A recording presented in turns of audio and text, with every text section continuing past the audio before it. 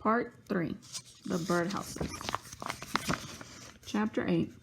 The Second World War is over in Cacao and throughout the world and for everyone. My baby cousin Ethel will never have to know it or remember it. I think of this amazing fact every time I pick her up. The war had a lot of different starting and ending points, depending on where you were. For Americans, the war didn't even begin until the day the Japanese who were on the side of the Germans bombed Pearl Harbor in Hawaii, December 7th, 1941. The Americans then teamed up with the British, the Russian, and the Australians to form the Allies. These allies fought the Axis powers, the Germans, the Japanese, and the Italians. Over time, many more countries joined the Allies. This is what brought the whole world into it. For years, the Americans were busy pushing the Japanese back across the Pacific Ocean and helping the British push the Germans out of the North Africa. Then on June 6, 1944, American and British soldiers landed in France, to the west of Germany. By this point, the Russians, fighting east of Germany, had already freed Poland, but June 6, known as D-Day, is the day Americans think of as the beginning of the end of the war in Europe. After D-Day, the Russians kept pushing the German army west, while the Allies, advancing through France, kept pushing the Germans east. Eventually, they met up, right in the middle of Germany. Adolf Hitler committed suicide, and a week later, on May 7, 1945, Germany surrendered. This is VE Day, Victory in Europe Day. But the war wasn't over yet, because the Japanese continued fighting. In early August, America dropped atomic bombs on 2 Japanese cities. 5 days later, Japan also surrendered. This day, August 14th, 1945, is VJ Day, Victory over Japan Day. Despite all of this wonderful news for many people, peace does not equal safe. In Poland, Poles are still killing Jews. Some Poles moved into Jewish people's homes when the Germans came and don't want to give them back. The Ukrainians, too, are still killing Jews. Can you imagine, I think, going through all you have gone through, and now you are free, and then you are killed by a Pole or a Ukrainian who may have been your neighbor at one time? Even today, what they did still makes me angry. Yet, it was a Ukrainian woman, someone I never knew and barely ever saw, who risked everything to save my life. With Uncle George and Cacao, I'm happy again. We live in an apartment that is shared by 3 families. Each family gets 1 or 2 rooms, and everyone shares the kitchen. Having a couple of other families around, I feel safe. There's always someone home with me. It's almost fall, getting chilly. My aunt takes me to buy a new coat. Wonderful, just wonderful. Uncle George, who makes the tops of leather boots for a living, makes me a new pair of boots. I am warm all winter, indoors and out. There's food. I eat rolls with cold cuts without stopping. I don't know how many I eat, just one after the other. I sit by my uncle's radio and discover Russian songs. I love them. They are sad but full of energy, which makes them not so sad. I sing along with the radio 4 hours as loud as I can. Another girl lives in the apartment too, Rose Serrato, also called Rosa. She's about my age. She becomes my first real friend. Her father died in the war, and her mother then married Rosa's uncle. There's a school to go to for Jewish children only, that a Jewish organization has set up in a government building. I sign up for school, and so does Rosa, and we can go to school together. I like Cacao. I like walking along the streets, seeing the city. It's full of activity. Rheineck Glauni, the main market square, reminds me of the marketplace back home, except that this one is enormous. All of Shortcove could fit into this one space. The tower at City Hall is magnificent too. with domed steeples and a clock. One day, there's a knock on the door. I see a man standing there. I know him. It's my other missing uncle, Isaac, called Itch, who also had been taken by the Russian army. Vu, I'm saying. Vu is Polish for uncle. It's pronounced wujek. But I'm so shocked. I can't get the whole word out. Yes, Lola, it's me, he says. Uncle Itch, along with another cousin who survived, is part of my family now, too. We don't stay in Krakow that long, only about a year. This is not so surprising. After living in so many towns, each new one seems more like a stopover, not a destination. But now Poland itself is no longer our destination. Uncle George wants to leave. Everybody in the house wants to leave. Tension between the Poles and the Jews has not gone away. Rosa leaves the country before I do. First she goes to Hungary, then to Czechoslovakia, in France, and as far as Venezuela, before arriving in America. America is our new destination. The next few months, when we ourselves leave Poland, we live in a series of different towns and cities. Some places are so bombed out, they are little more than dust and rubble. Along the way, Jewish relief committees provide us with schools and sleeping quarters. All temporary, of course. So many Jewish people are in transit, on the move, unsettled. Everything has a fleeting, spur-of-the-moment feeling to it. Without the right papers, we have to cross into Czechoslovakia illegally, at night. We go on foot, with cartons of cigarettes to bribe guards every step of the way. Cigarettes are as good as money. We stay in Prague for a while. Then we get on a train and go to Vienna, Austria, a place that has special meaning for anyone from Shortkov. Shortkov, in its 400-year-old history, has had many different governments. As borders changed and new treaties were signed. At one time, it was actually under Turkish rule. For almost 150 years, it was Austrian. I can remember hearing some of the older people in town speak German because Shortkov only became Polish in 1918, 16 years before my birth. Now, after the war, Shortkov has become Ukrainian. As it remains today, its Ukrainian name is Shortkiv. Ukraine is a word that means borderline or on the edge. That seems fitting. As a little girl, I thought there was a permanent connection between Poland and Shortkov, but in fact, it lasted only 26 years. It's strange to be Polish when my hometown is no longer part of Poland. It's just as strange to know that Shortkov, the town I was born in and loved, no longer wanted me. I have never been back to Shortkov or to any other part of Ukraine. I have no desire to go. At the end of 1946 and the beginning of 1947, we stay in the town of Eschwig, Germany, in a displaced persons camp, one of many run by the United Nations. This one is not far from Frankfurt, which has a lot of Americans. For me, the DP camp is great. It's set up with barracks, and we all live in one big room. I have lots of friends, lots of freedom, perfect for a 12-year-old. There's a Hebrew school where I learn Hebrew songs. I go to the movies in town. I can feel the sun on my face. I get a new cousin. My aunt gives birth to a boy, Norman. I don't have the words for it or even the concept, but this is where I start to come out of myself. It's a beginning, anyway. The dress is still and always with me.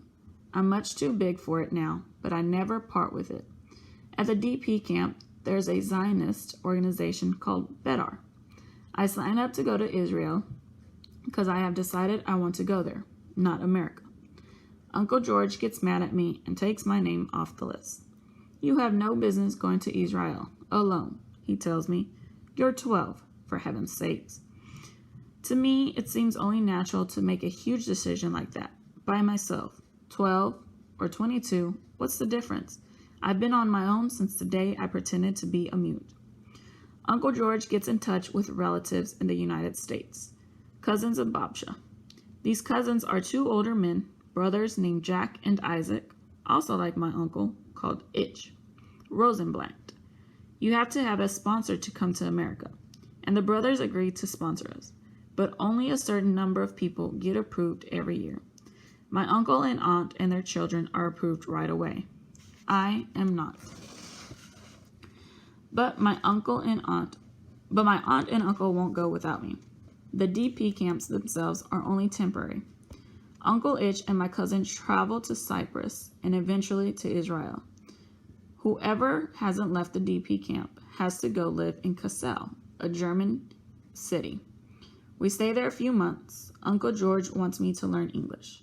He hires someone with a British accent to tutor me once a week. So I learn a little English to go along with my Polish, my Russian, and the bits I know of Yiddish, Hebrew, and Ukrainian. Finally, I receive permission to go to America. We leave on July 7th, 1949, from Bremen, Germany, on a converted military troop transport ship called General S.D. Sturgis. I'm violently seasick, throwing up the whole journey. 11 days later, we arrive in Boston. With my new knowledge of English, I go to a market to buy some tomatoes, but my pronunciation is more British than American.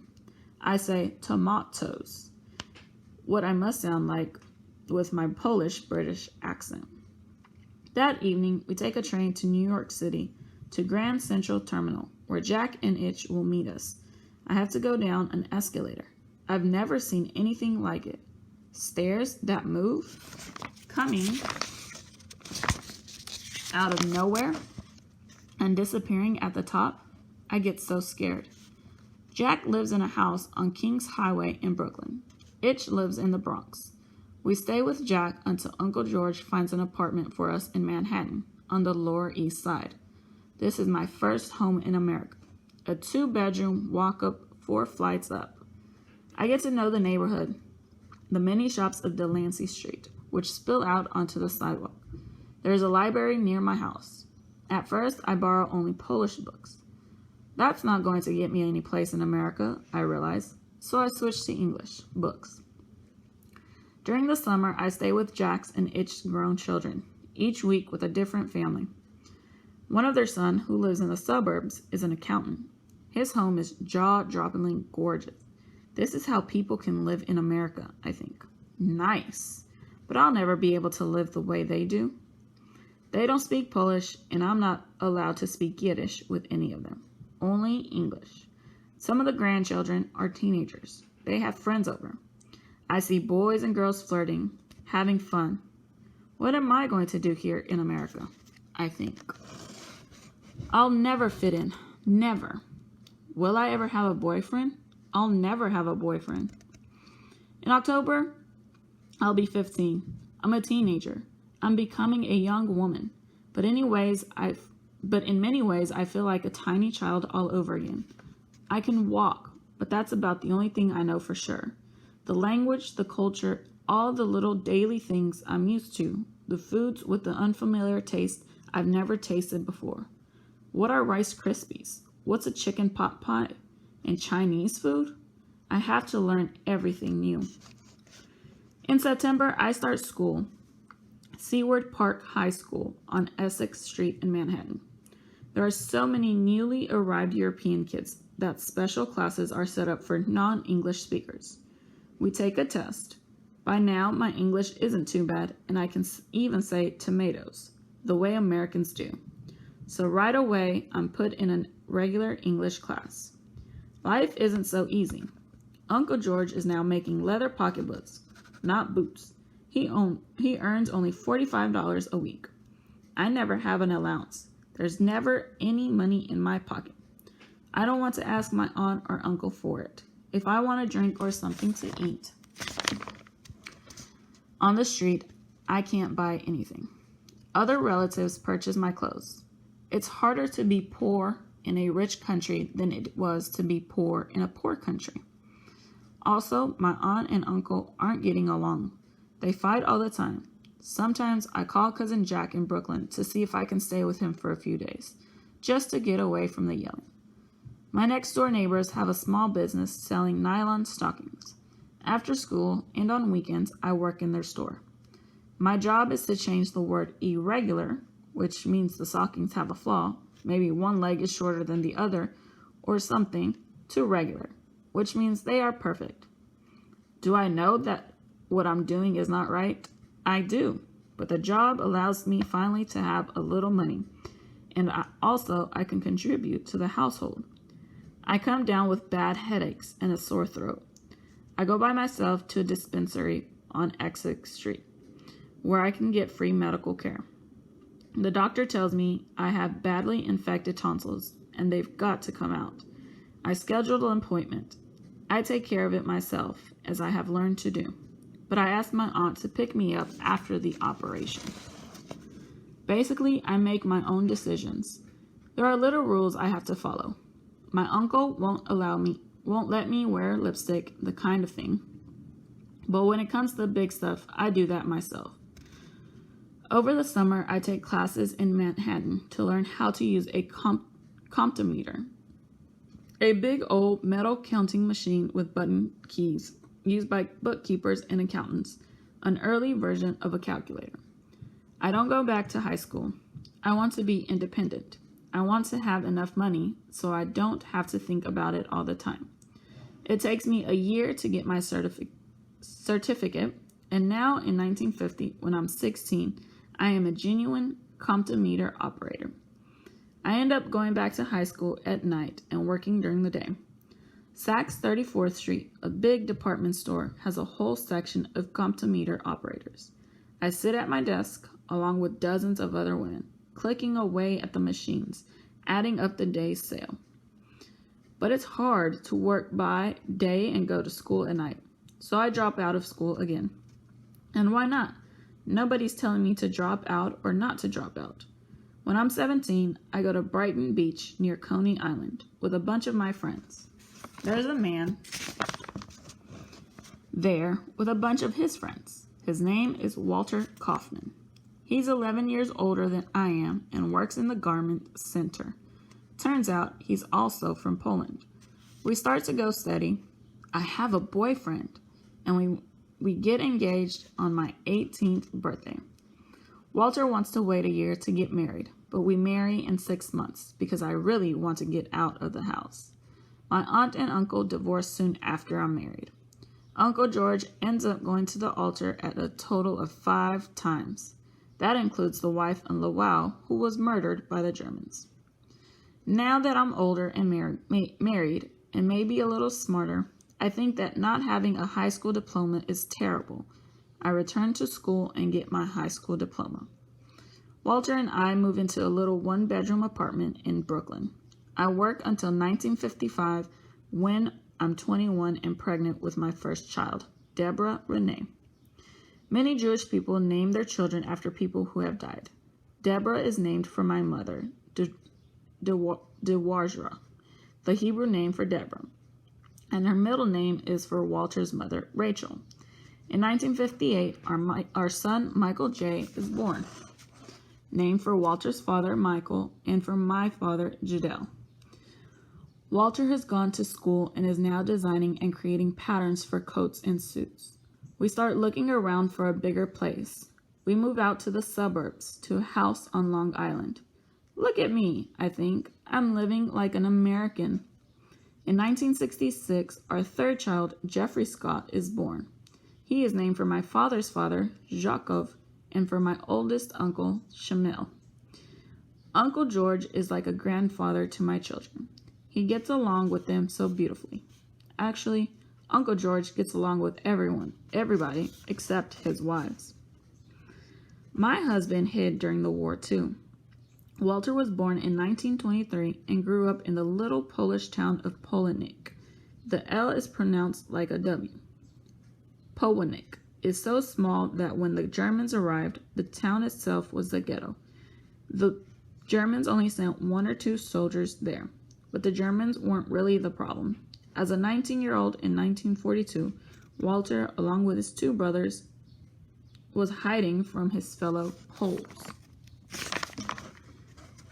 For one winter, he hid in a hole in a barn, but only by day.